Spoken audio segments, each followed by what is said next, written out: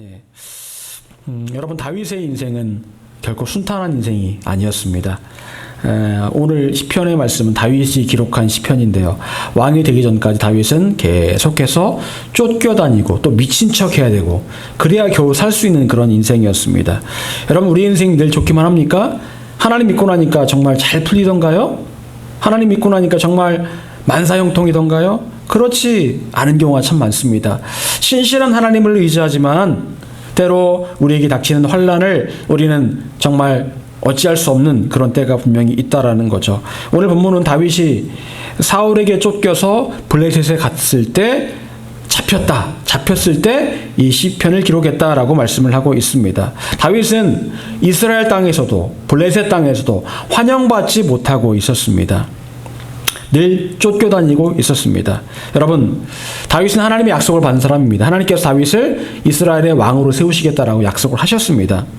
그런데 이 약속을 받은 이후부터 다윗은 점점 더 어려워졌습니다. 죽을 뻔한 고비를 몇 번 넘기고 쫓겨다녀야 되고 미친 척 해야 되고, 분명히 하나님 약속하셨는데 왜 약속 이후에 더 삶이 어려워졌을까요? 여러분, 제가 저번에 한번 말씀드린 적이 있는데요. 여러분, 새 포도주는 어디에 담겨야 된다고요? 새 부대에 담겨야 되는 거죠. 자, 그런데 이 헌 부대를요, 새 부대로 이렇게 바꾸고 난 다음에, 그러니까 이 수선을 이제 헌 부대를 새 부대로 바꾸는 과정이요. 뭐 새 거를 갖다 붙이는 경우도 있지만 그렇지 않고 이 가죽을 새롭게 이렇게 손질을 하면 새 부대 같은 모습이 된다고 합니다. 그런데요, 이 새 부대로 이렇게 어떤 변형 작업을 한 다음에는 포도주를 담지 않습니다. 왜? 당장 포도주를 담으면 그 새 가죽 부대가 이제 그 포도주를 담을 만한 그게 안 되기 때문에 터져버린다라는 거죠. 그래서 당분간은 그 부대에 아무것도 넣지 않는다고 합니다. 여러분, 하나님의 임재가 있기 전까지 당분간은 그 임재가 끊어지고 어려워지는 시대가 있다라는 거예요. 하나님의 약속이 있었음에도 불구하고 중간에 분명히 어려운 시대가 도래를 하게 된다라는 겁니다. 그리고 어느 순간 하나님의 새 포도주가 담겨지면 그때에 하나님의 임재가 나타나게 된다라는 거죠. 바로 그런 상황입니다. 다윗이 바로 그런 상황이에요. 여러분, 하지만 중요한 것은 현실과 상관없이 하나님의 약속은 유효하다라는 거죠. 내가 너를 이스라엘의 두 번째 왕으로 세우겠다라는 하나님의 약속은 유효하다. 지금 어렵지만, 상황이 어렵지만 그 약속은 유효하다라는 거죠. 이 약속을 믿는다면 다윗은 평안할 수 있습니다. 기쁨을 누릴 수 있습니다. 여러분, 예수님께서 제자들과 함께 갈릴리 바다를 건너가십니다. 한밤중에 건너가세요. 자, 갈릴리 바다는 그 주위에 헐몬산이라는 엄청나게 높은 산이 있습니다. 갈릴리 바다는 해발보다 밑에 있는 그런 호수입니다. 그러다 보니까 높은 곳에서 밤이 되면 바람이 불어옵니다. 골바람이 불어와요. 우리 교회가 있는 지역도요, 낮에는 저쪽에서 바람이 불고 밤에는 저 골짜기에서 바람이 불어옵니다. 반대로 바뀌거든요. 예, 밤에 산 쪽에서 바람이 불어오는데, 그러니까 갈릴리 바다를 건너가던 그 배에 갑자기 풍랑이 몰아친 겁니다. 풍랑이 몰아치니까 물이 막 들어오고 하니까 제자들이 놀랍니다. 예수님이 그때 뭐하고 계셨습니까? 예, 배 뒤편에서 주무시고 계셨습니다. 예수님께서 옆에 계심에도 불구하고 제자들은 두려움에 빠진 거예요. 왜요? 아, 이러다 죽을 수도 있겠구나. 여러분, 그때 예수님께서 일어나셔서 뭐라고 말씀하십니까? 왜 무서워하느냐? 왜 믿음을 갖지 못하느냐라고 말씀하십니다. 여러분, 제자들이 왜 무서웠을까요? 이유는 딱 하나입니다. 죽을까봐. 예수님 옆에 계심에도 불구하고 죽을까봐 두려워했던 겁니다. 여러분, 하지만 분명한 사실이 있습니다. 무엇일까요? 예수님을 태우고 있던 그 배가 침몰할까요? 침몰하지 않을까요? 절대로 침몰할 수 없습니다. 침몰하면 누구도 빠지시는 거예요. 예수님도 빠지시는 거죠. 예수님도 수영 못하시면 물에 빠져 죽을 수 있는 겁니다. 여러분, 자, 그런데 예수님께서 물에 빠져 죽기 위해서 이 땅에 오셨을까요? 아니요. 인류 구원의 역사를 이루기 위해서 이 땅에 오셨습니다. 자, 그렇다고 한다면 지금 풍랑이 치는 이 바다 한가운데 있다 할지라도 이 배는 저 바다 건너편에 가는 게 이미 정해진 사실이에요? 아니에요. 이미 정해진 사실이죠. 그러면 이 과정은 지금 뭐라는 거예요? 그냥 과정일 뿐입니다. 과정일 뿐이에요. 여러분, 그런데요, 우리는 어떻습니까? 그 앞으로 우리가 가야 될 그 목적지, 결과를 생각하지 않고 과정만 보면서 어휴 무섭다, 힘들다, 어렵다 라고 생각한다라는 거예요. 하나님의 약속을 생각하면 하나님께서 분명히 이루실 일들이 있지라고 생각한다면 지금의 어려운 과정은 그냥 과정일 뿐이라는 거예요. 아무리 어려워도 과정일 뿐이라는 겁니다. 그런데 많은 경우 우리가 당장의 그 어려운 과정만 집중하다 보니까 두려워하고 그리고 용기를 잃고 슬퍼하고 낙심하게 되더라는 거예요. 여러분, 우리 교회는요 분명히 하나님께서 말씀하신 약속을 이루어갈 교회입니다. 분명히 마지막 때 구원의 방주가 될 교회예요. 그리고 성령을 사모하는 120명의 성도가 분명히 이곳에 채워집니다. 자, 그걸 생각한다면 현재 어려움이 어떻든 간에 그 어려움은 사실은 아무것도 아닌 거죠. 그냥 과정일 뿐인 거죠. 여러분, 우리는요 하나님의 약속만을 붙들고 그 약속이 이루어질 미래를 바라보는 믿음이 있어야 됩니다. 그게 믿음입니다. 믿음은 지금의 현 상황을 보는 게 아니고 앞으로 이루어질 그 일들을 바라보는 게 그게 믿음이에요. 여러분, 다윗은 왕으로 이미 예정된 사람입니다. 자, 그렇다고 한다면 다윗은 사울이 아무리 죽이려고 해도 죽을까요? 안 죽을까요? 절대로 안 죽어요. 절대로 안 죽습니다. 블레셋에 가서 적들의 손에 있다 할지라도 절대로 안 죽습니다. 지금의 상황은 단지 예정된 결과를 향해 가는 단순한 과정이기 때문에 그렇습니다. 여러분, 우리는 늘 하나님께서 우리에게 주신 그 약속을 붙들어야 됩니다. 그 약속이 뭘까요? 그게 바로 소망이에요. 소망을 붙들어야 됩니다. 소망을 붙들면 지금의 어려움이 하나도 어렵지 않다라는 거죠. 여러분,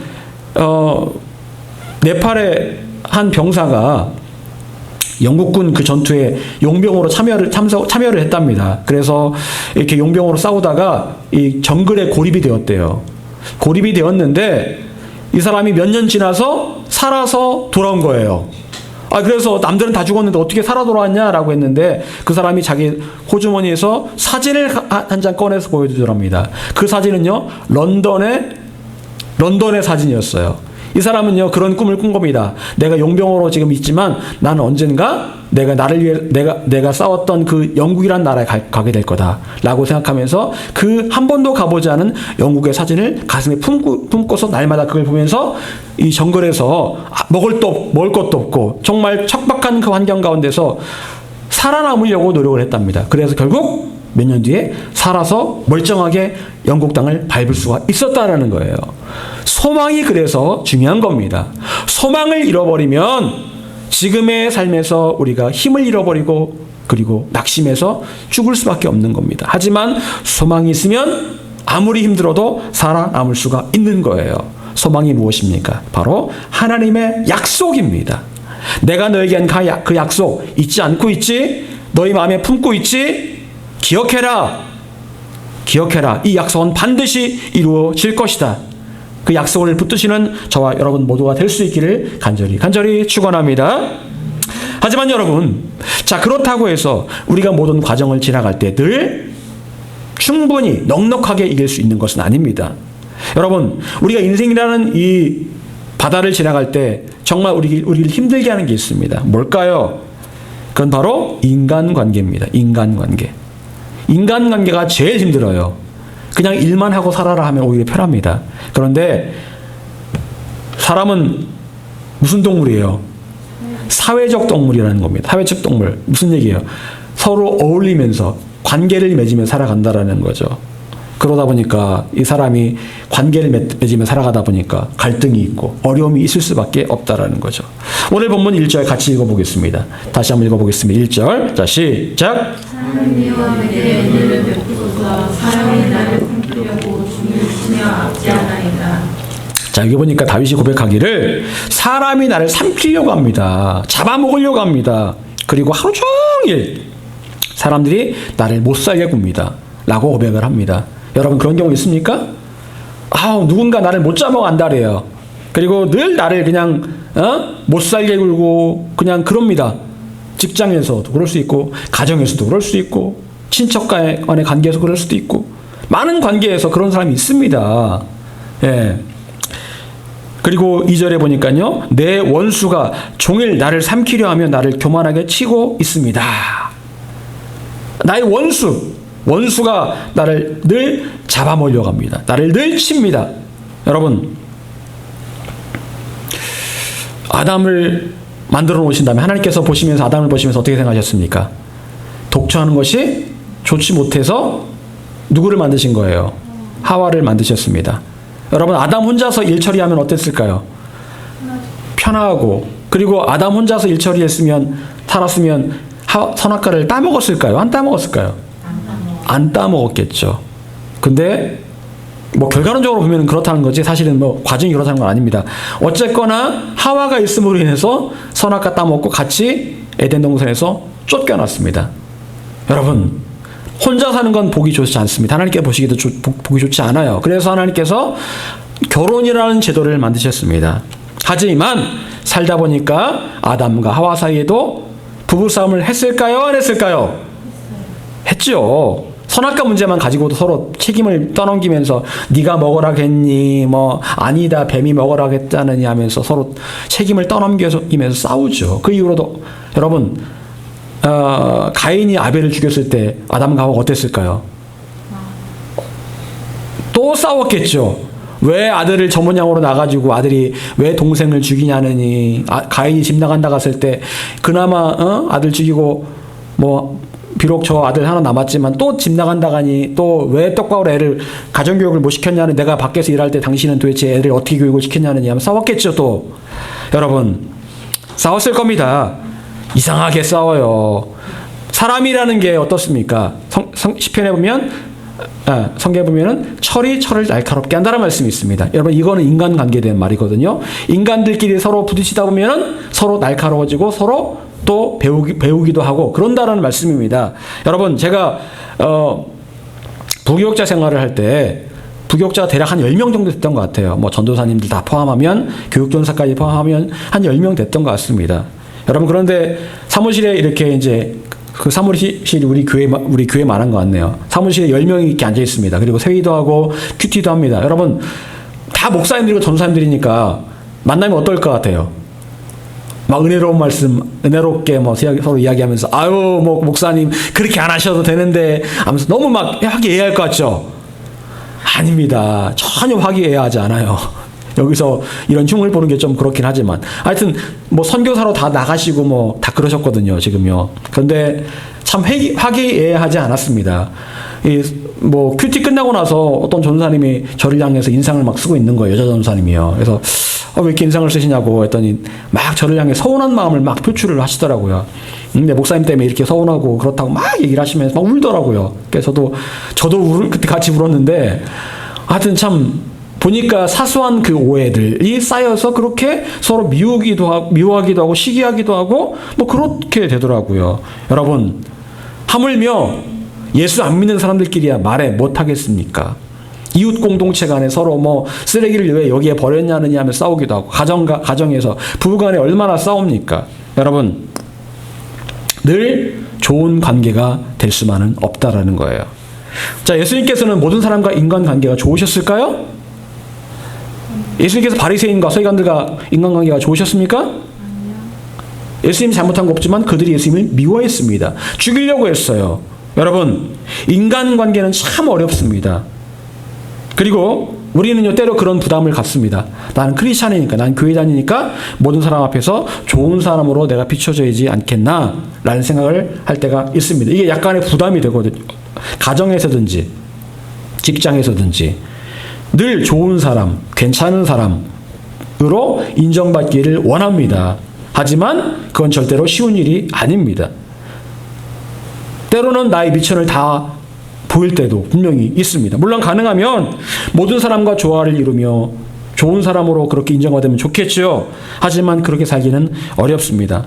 오늘 본문에서 다윗은 별다른 잘못을 하지 않았지만 사울은 다윗을 죽이려고 했고 다윗은 또 쫓겨다녀야 됐고 인간관계가 늘 좋지만은 않았다라는 거죠. 여러분 크리스찬으로서 우리는 인간관계를 어떻게 해야 되는 것일까요? 인간관계의 이 어려움을 어떻게 풀어가야 되는 것일까요? 자, 오늘 본문을 통해서 우리는 크리스천의 인간관계는 어떤 모습이어야 될지에 대해서 한번 생각해 보기를 원합니다. 첫 번째, 불편한 인간관계 자체를 힘들어할 필요가 없고 그냥 내가 할 일을 때로는 하면 되는 겁니다. 불편한 인간관계 자체에 대해서 너무 힘들어하지 마세요. 그냥 내가 할 일을 하면 될 때도 있습니다. 자, 아까도 살펴보았듯이 다윗은 자기의 원수가 늘 자기를 삼키려고 한다, 잡아먹으려고 한다라고 고백을 하고 있습니다. 이건 단지 그 사람과의 관계가 이상한 정도가 아니라, 불편한 정도가 아니라 아주 정말 왼수 같은 그런 관계라고 볼 수가 있는 것이죠. 심하게 저 사람이 나를 괴롭히는 겁니다. 다윗은 사울로부터 그런 취급을 당했습니다. 사울이 늘 죽이려고 한 거예요. 여러분 생각해 보세요. 밤낮으로 죽이려고 합니다. 쫓아다닙니다. 얼마나 두렵고 떨리고 잠도 못 자고 그러겠습니까? 보기만 하면 너 죽인다고 그러니. 여러분 이번에 변호사 대구에서 변호사 사무실이 불타가지고 6명인가 죽었잖아요. 어떤 이제 상대편 이제 소송 사건에 휘말린 상대편 의뢰인이 와가지고 상대편 변호사 사무실에 와서 불을 질러버린 거예요. 그래서 6명이 일산화탄소에 중독돼서 죽었습니다. 정작 그 변호사는 거기에 없었어요. 다른 데 나갔습니다. 그리고 본인도 거기에서 불타 죽었어요. 여러분, 이 변호사들의 이야기를 들어보니까요, 변호사를 하면서 변호사 돈을 많이 벌잖아요. 그런데요, 사실은 돈을 많이 버는 만큼 욕을 엄청 먹는답니다. 그래야 사람들이요, 너 죽인다, 내가 감옥에서 나가면 너 가만 안 둔다라는 말을 엄청 많이 듣는데요. 그래서 그게 이 변호사들한테 좀 스트레스라고 하고 어떤 때는 그냥 넘겨야 되고 뭐 그런다고 합니다. 여러분, 내가 잘못한 게 없어도요, 나는 그냥 직무에 충실했을 뿐인데 그런 사람들이 있다라는 거예요. 내가 너 죽인다, 내가 너 잡아먹는다, 그런 사람들이 있다라는 거죠. 다윗이 바로 그런 상황이었다라는 겁니다. 잘못한 게 없어도 맨날 사울이 쫓아다니면서 너 죽인다고 하는 거예요. 여러분에도 그런 경우가 있습니까? 왼수같이 생각될 정도의 그런 사람이 있습니까? 저번에 왜 한번 나오잖아요. TV에서 이렇게 노인들끼리 이제 서로 퀴즈 맞추기를 하는데, 이제 할아버지 앞에 놓고 할머니가 당신과 나 사이 하니까 할아버지가 뭐 천생연분 했더니 무슨 소리냐고 하면서 왼수! 이러면서 당신과 나 사이는 왼수지간이랬잖아요. 그래서 그때 하여튼 굉장히 심각하게 얘기해가지고 할아버지 표정이 싹 굳어졌는데, 어쨌건 여러분 그런 경우 있잖아요. 왼수 같은 그런 사이, 그런 경우가 있습니다. 정말 어쩔 수 없지만 같이 있는 것만으로도 부담스러운 사이가 있습니다.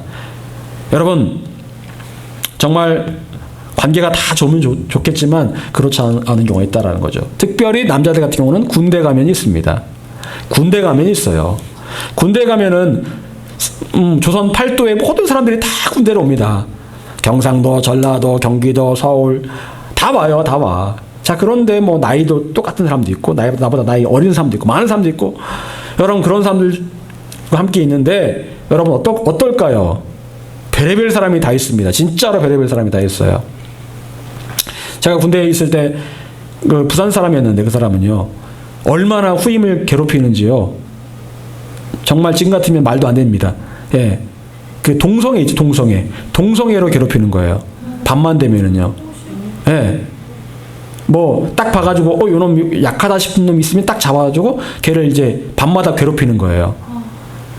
뭐 그런 사람 빼놓고 또 다른 사람도 엄청나게 또 이게 또 괴롭히는 사람이 또 있었어요. 아무튼요. 저는 괴롭힘 당한 적이 없습니다. 저는 워낙 이게 사람들 사이에서 평판이 좋다 보니까 괴롭힘 당한 적이 없었는데, 이상한 괴롭힘 당하는 사람은 계속 괴롭힘을 당하는 거예요.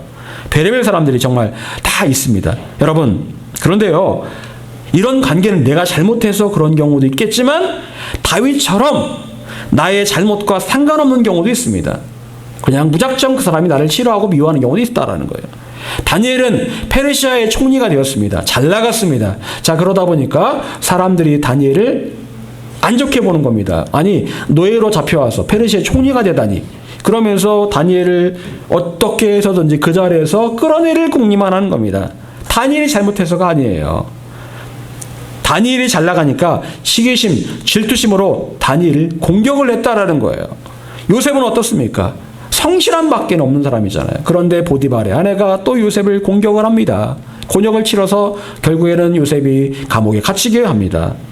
여러분, 우리는 이 땅에서 좋은 인간관계를 맺으며 살아가야 한다는 부담이 있을 수 있습니다. 모든 사람과 다 화평하게 지내야 되지, 성경에 나와 있으니까 그렇게 지내야지라고 생각할 수가 있습니다. 왜냐하면 나는 크리스찬이니까요. 나는 예수 믿는 사람이니까요. 그래서 때로는 적당한 선에서 타협을 하고 상대방의 비위를 맞춰주려고 할 때도 있습니다. 예를 들어서 직장에서 회식을 할 때 어떻습니까? 술을 권합니다. 우리나라는 특히 이 술에 대해서 굉장히 좀 술에 대해 관대하기도 하고 또 술을 권하는 사회이기도 하고 그렇습니다. 담배는 굉장히 이렇게 모자이크 처리하고 없는데 술은 진짜 뭐 일일 드라마에서도 술 마시는 거는 그냥 아주 종종 나올 정도로 그렇게 술을 좋아하는 민족, 전 세계에서 술을 가장 많이 마시는 민족이잖아요. 술 같이 안 마시면 너 왜 같이 안 마셔? 너는 우리 조직의 구성원 아니야? 너 분위기 깬다? 이런 식으로 나간다라는 거죠. 여러분, 하지만 결론적으로 말해서 우리는 모든 사람과의 좋은 관계를 유지해야 된다는 그런 강박관념에서 벗어날 필요가 있습니다. 앞에서 말했듯이 모든 사람과 좋은 관계가 되는 것에 대한 부담을 가질 필요가 없다는 거예요. 여러분, 우리에게 무엇보다 중요한 것은요, 크리스찬의 정체성을 지키는 겁니다. 어떤 사람은 정체성을 포기하면서까지 좋은 관계를 유지해야 된다라고 생각을 하겠지만 결코 옳은 생각이 아닙니다. 저는 군에서 크리스찬의 정체성을 유지하기 위해서 노력을 많이 했습니다. 애시당초 저는 이등병 때부터 저 군종 고참이 저를 새벽 예배를 데리고 나왔기 때문에 사실은 새벽에 자고 싶잖아요. 근데 이 군종 고참이 제가 저녁 때 이렇게 기도하고 자는 걸 보더니만 너 크리스찬이냐고. 내가 너 아침에 내 새벽 기도 갈 때 너 꼭 데리고 가겠다고 해서 꼭 데리고 나가더라고요. 새벽 4시에 깨워가지고 잠 더 자고 싶은데. 그래서 어쩔 수 없이 그냥 따라 나가다 보니까 이미지가 얘는 크리스찬, 얘는 무조건 교회, 이렇게 이미지가 바뀌었어요. 근데 이제 여러분, 군대에서 회식을 가끔 하잖아요. 회식을 하면 돼지 한 마리 잡고 막걸리를 막 짝으로 떼갖고 와가지고 먹습니다. 근데 그 자리에 저도 이제 참석을 해야 되는 거죠. 다 같이 뭐 막걸리 딱 잔 들고 위하여 하면서 막 다 마시고 막 고기 뜯어 먹고 막 그런 하면 좋다 그러거든요. 회식하면은요. 근데 저는 굉장히 불편한 거예요, 그게요.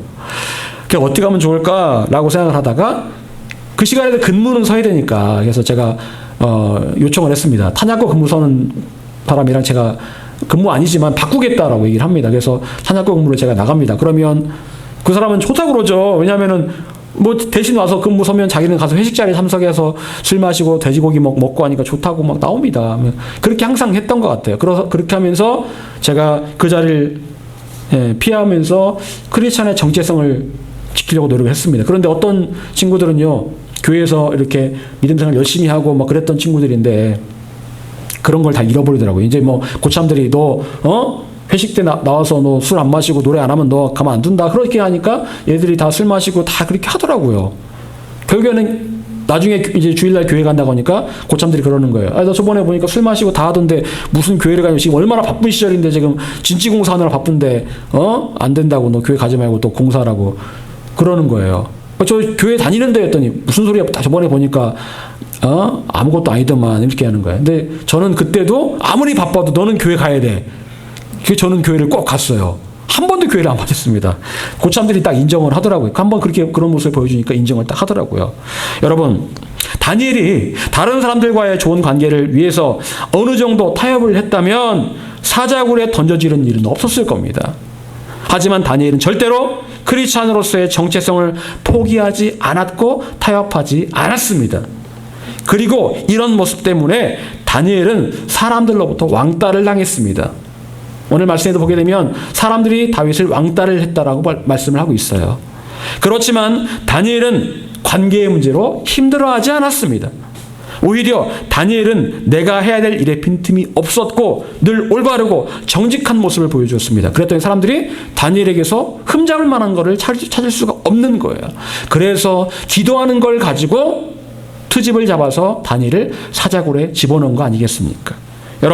여러분이 크리스찬으로서 정체성을 지키려는 가운데 다른 사람들과의 관계가 끼어지고 때로 욕을 먹더라도 그런 일로 인해서 힘들어하지 않기를 바랍니다.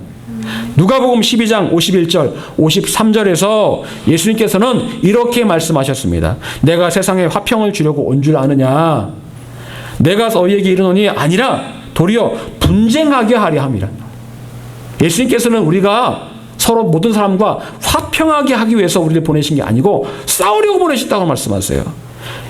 이후부터 한 집에 5사람이 있어 분쟁하되 셋이 둘과 둘이 셋과 하리니 아버지가 아들과 아들이 어머니와 아들이 아버지와 어머니가 딸과 딸이 어머니와 시어머니가 며느리와 며느리가 시어머니와 분쟁하리라 하시니라. 왜 싸울까요? 왜 시어머니가 며느리가 싸우고 왜 아버지 아들이 싸우고 딸과 어머니가 싸울까? 왜 그럴까요? 믿음 때문에 그러는 거예요. 예수 믿는 믿음 때문에요. 나를 따르다 보면 가정에 이런 일이 있을 수 있다라는 걸 말씀하는 거예요. 가정의 화평을 위해서는 예수 안 믿어야 되겠죠. 우리 집안은 유교 집안이야. 우리 집안은 제사를 1년에 12번씩 드려야 되는 집안이야. 네가 교회 나가면 안 되지. 가정의 평화를 위해서는 그만둬야 되겠죠. 교회 나오기를. 하지만 그걸 각오하라는 거예요. 분쟁을 각오하라는 겁니다. 싸우기를 각오하라는 거예요. 여러분, 예수님께서는 이 땅에 화평을 주러 오신 것이 아니라고 말씀하셨습니다. 이것은 곧 우리가 예수님을 제대로 믿는다면 때로는 관계가 불편해지고 때로는 관계가 깨어질 수도 있음을 의미하는 겁니다. 하지만 기본적으로 나의 가족에 대한 사랑은 잊지 않아야 되겠죠. 그들을 위한 기도는 잊지 않아야 될 겁니다. 하지만 믿음을 가지고 타협하지는 말아라 라고 말씀을 하고 계시는 거예요. 여러분, 우리가 믿음의 삶을 당당하게 살아가는 것은 생각만큼 쉽지 않습니다. 하지만 그런 삶을 살아감으로 갈등을 겪더라도 낙심하지 마세요. 그것은 이미 예정된 일입니다. 우린 단지 다니엘처럼 요셉처럼 내가 해야 될 일을 묵묵히 감당하면 되는 것입니다. 두 번째로 눈물로 시작하여 감사의 예배를 드릴 수 있어야 합니다. 눈물로 시작하여 감사의 예배를 드릴 수 있어야 한다. 여러분, 어떤 사람이 나에게 원수 같은 사람이라면 우리의 마음에는 당연히 복수하고 싶은 마음이 들 겁니다. 나를 왜 이유 없이 괴롭혀? 내가 뭘 잘못했다고 나를 이렇게 괴롭히지? 복수하고 싶은 마음이 들 거예요. 하지만 다윗은 4절에서 이렇게 고백하고 있습니다. 우리 4절 말씀 같이 다시 읽어보겠습니다. 자, 시작. 내가 하나님을 의지하고 그 말씀을 찬송하시라. 내가 하나님을 의지하였으니 두려워하지 아니하니 설득을 가진 사람이 내게 어찌하리까. 다윗은 오히려 하나님을 의지하고 하나님의 말씀을 찬송하겠다라고 고백을 합니다. 그리고 또한 12절에 하나님이여 내가 주께 서원함이 있사온즉 내가 감사제를 주께 드리리니 하나님 내가 약속했습니다. 하나님 나는 어떤 상황에서 하나님께 뭘 드리겠다고요? 감사의 예배를 드리겠습니다. 어떠한 상황에도 나는 하나님께 감사의 예배를 드리겠습니다. 여러분, 마귀는 나의 주변 사람들과의 끼어진 관계를 통해서 나를 끊임없이 괴롭히려고 합니다. 내 마음을 유동시키고 그 사람 미워하게 만들고 복수하기를 원하게 할 겁니다. 하지만 그것은 나를 넘어지게 하고 죄짓게 하는 일이지요. 자, 그런데 하나님께서 우리에게 원하시는 모습이 있습니다. 그것은 바로 하나님을 찬양하며 어떠한 상황에서도 감사의 예배를 드리는 겁니다. 감사의 예배를 드리는 거예요. 마귀는 우리 마음을 유동시키지만 우리는 뭘 해야 된다고요? 감사의 예배를 드리라. 감사의 예배를 드리라. 여러분, 누군가에게 복수하려고 할 때 내 마음이 편할까요? 불편하고 평강과 기쁨이 사라집니다. 죄 짓는 거죠. 마귀가 원하는 겁니다. 하지만 내가 하나님께 감사의 예배를 드릴 때 내 마음은 평강으로 채워지게 될 것입니다. 그리고 필요하다면 하나님께서 감사의 예배를 드릴 때 모든 상황을 바꾸어 주실 수도 있어요. 그 사람을 나에게서 벗어나게 하실 수도 있고요. 내가 그 사람이 악하다면 그 악한 사람을 하나님께서 벌 주실 수도 있습니다. 중요한 것은 내가 스스로 하나님께 원수 갚지 않는 것이고 모든 상황들을 하나님께 맡겨드리면서 감사의 예배를 드리는 겁니다. 마음이 너무 괴롭지만 감사의 예배를 드리는 거예요. 감사는 감사할 일이 있어서 감사하는 거 아닙니다. 감사할 일이 없어도 하나님 바라보며 감사하는 게 진짜 감사라고 말씀을 드렸습니다. 또한 다윗은 8절에서 이렇게 고백하고 있습니다. 8절 같이 읽어보겠습니다. 자, 시작. 나의 유리함을 주께서 배수하였사오니 나의 눈물을 주의 병에 담으소서. 이것이 주의 책에 기록되지 아니하였나이까. 아멘. 여러분, 우리가 괴로운 거, 힘든 거, 어려운 거, 슬픈 거 하나님 아실까요? 모르실까요? 다 알고 계십니다. 지금 바로 하나님께 응답하지 않으신다고 모르시는 게 아니에요. 그리고 이런 상황에서 우린 하나님 앞에 어떻게 하라고요? 나의 억울하고 답답한 마음을 눈물로 호소하라고 그렇게 말씀하고 있는 거예요. 여러분, 얼마나 눈물을 많이 흘렸으면 그 눈물이 병에 담기겠습니까? 하나님, 나의 눈물을 병에 담으소서. 병에 담으소서. 나의 이 억울한 사정들을 책에 기록하소서. 여러분, 우리 아픔에 공감하시고 고통스러운 사정을 누가 알고 계십니까? 하나님이 알고 계세요. 하나님께서 외면하고 계시는 것 같지만 다 알고 계세요. 그리고 우리의 그 눈물의 기도를 결코 외면하지 않으십니다. 여러분, 다윗은 힘들고 어려운 상황에서 하나님께 눈물 쏟으며 기도했던 사람입니다. 얼마나 많이 울었던지 그 눈물을 병에 담아야 할 정도로 그렇게 울며 기도했던 사람이었어요. 여러분, 다른 사람 앞에서 눈물 흘리는 건 쉽지 않습니다. 하지만 우리는 하나님 앞에서는 눈물 흘리기를 주저하지 않아야 돼요.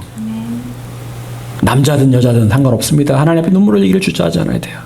하나님께서는 결코 우리의 눈물의 기도를 외면하지 않으실 것입니다. 눈물의 기도에는 힘이 있어요. 눈물의 기도에는 힘이 있습니다.